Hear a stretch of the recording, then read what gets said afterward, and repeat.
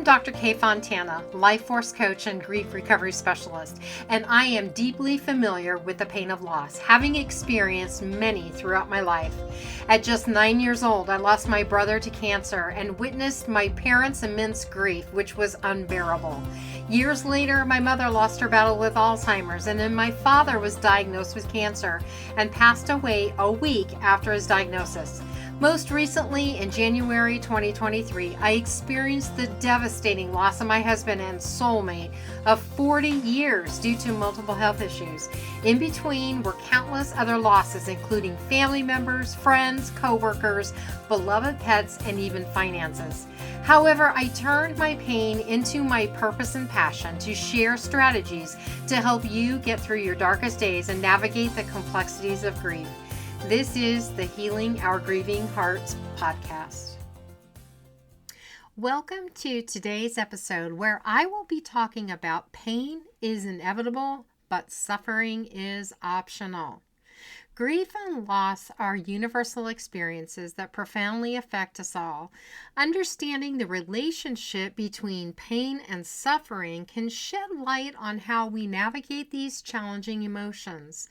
The equation pain times resistance equals suffering, coined by American meditation teacher Shinzen Young, helps us explore how our response to grief can either prolong distress or promote healing. In this equation, pain times resistance equals suffering. Pain represents the unavoidable feelings that we experience during grief, while resistance reflects our efforts to avoid or deny these feelings. When we resist pain, we don't allow ourselves to grieve fully, which can intensify our feelings of suffering and prolong the healing process. The equation illustrates how emotional pain, when coupled with resistance, can lead to greater suffering. Instead of letting grief flow naturally, resistance can amplify feelings of despair. By recognizing this relationship, we can begin to change our approach, allowing for more acceptance and ultimately facilitating a healthier grieving process. Pain manifests in various forms, including physical discomfort, emotional heartbreak, and psychological distress. Physical pain often results from injuries, while emotional pain arises from deep sadness, anger, or regret, particularly during loss. Grief can intensify these feelings, leading to ongoing sadness and making daily life challenging. The different types of pain can disrupt routines, strain relationships, and diminish our self-esteem. Recognizing this impact is important in seeking the support we need to navigate the difficulties of grief and heal effectively. Understanding how these pains affect us helps open the doors to healthier coping mechanisms and connections with others. Resistance in grief refers to our instinctive reactions to avoid or deny painful feelings. Instead of confronting the sadness or loss, we might push those feelings away, hoping they will disappear.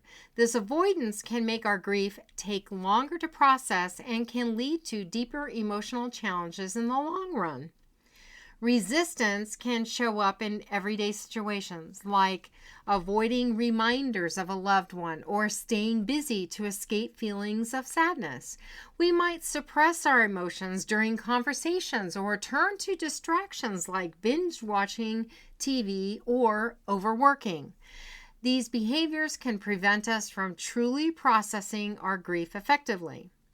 Resistance can turn manageable pain into overwhelming suffering.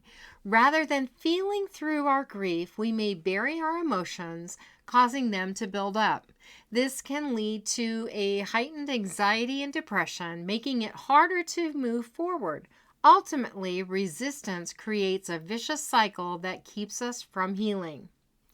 In the book, The Grief Recovery Handbook by John W. James and Russell Friedman, the authors use the analogy of a backpack where we continue stuffing our feelings around grief and loss until this backpack gets too heavy to carry.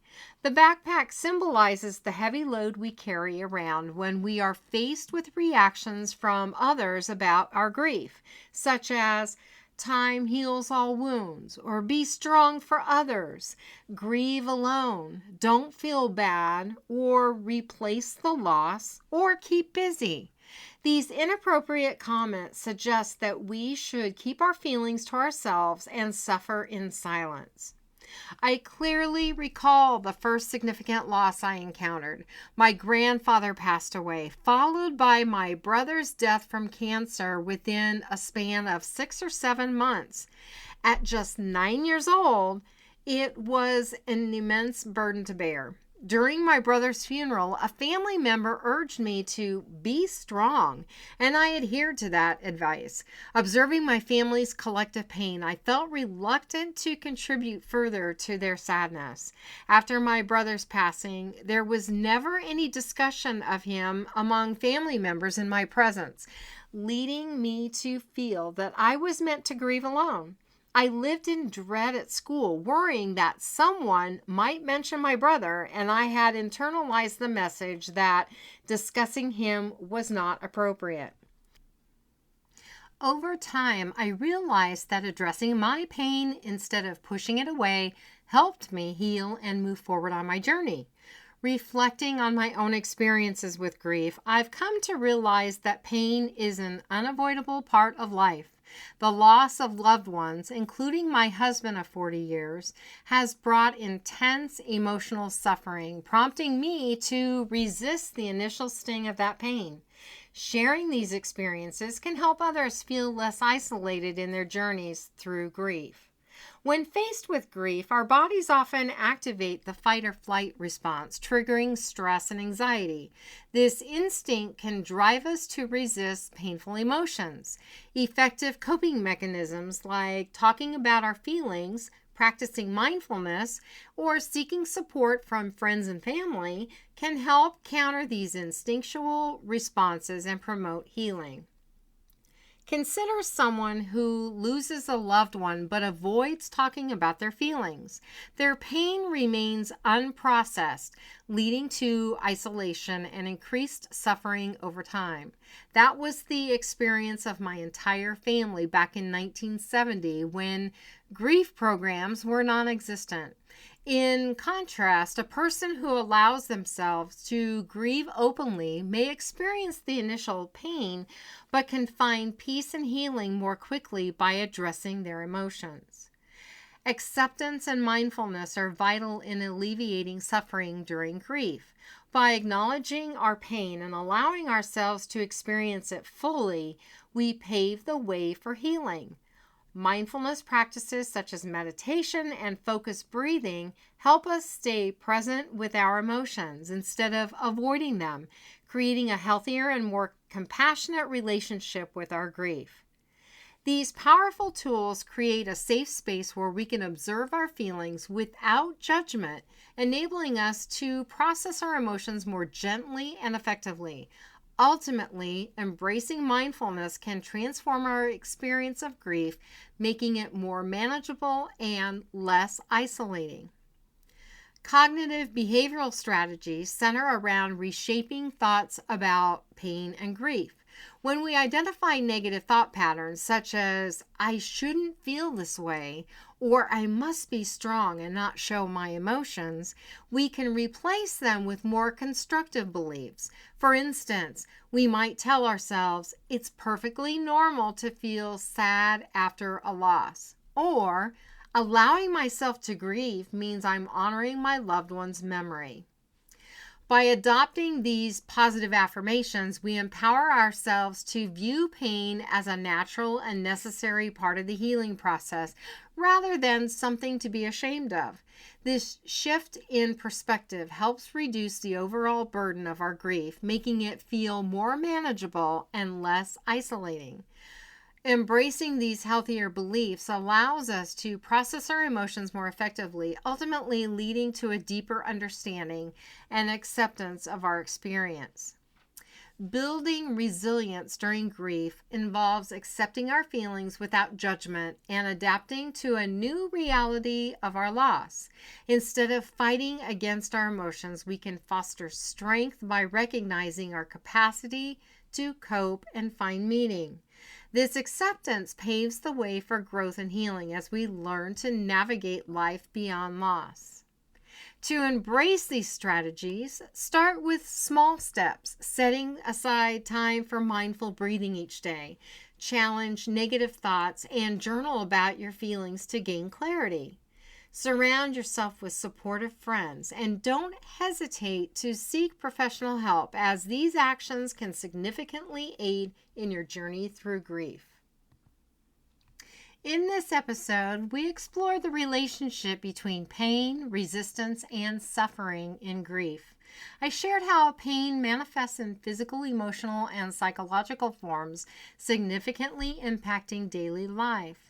By recognizing that resistance can deepen suffering, I introduced cognitive behavioral strategies to reshape negative thoughts, promoting healthier beliefs about grief. I emphasize the importance of acceptance and mindfulness, highlighting practices like meditation and focused breathing, which helps us stay present with our emotions and process grief more gently. By embracing these techniques, we can navigate our grief journey with greater compassion and understanding. The mission of Healing Our Grieving Hearts is to help individuals navigate through loss and find purpose through grief recovery, energy healing, and spiritual support. For more information on how to benefit from grief healing modalities that I offer, go to my website at www.healingourgrievinghearts.com, where you can schedule a complimentary grief breakthrough session. You will also find 2 guided meditations on the media page. To follow me on Facebook, go to facebook.com/k.fontana. Thank you for listening to this episode of the Healing Our Grieving Hearts podcast. Remember, you are not alone in your grief, and your experiences and emotions are valid. Join me next Saturday at 10 a.m. Arizona time as we continue to explore the human experience and writing as a tool for processing grief. Until then, be kind to yourself.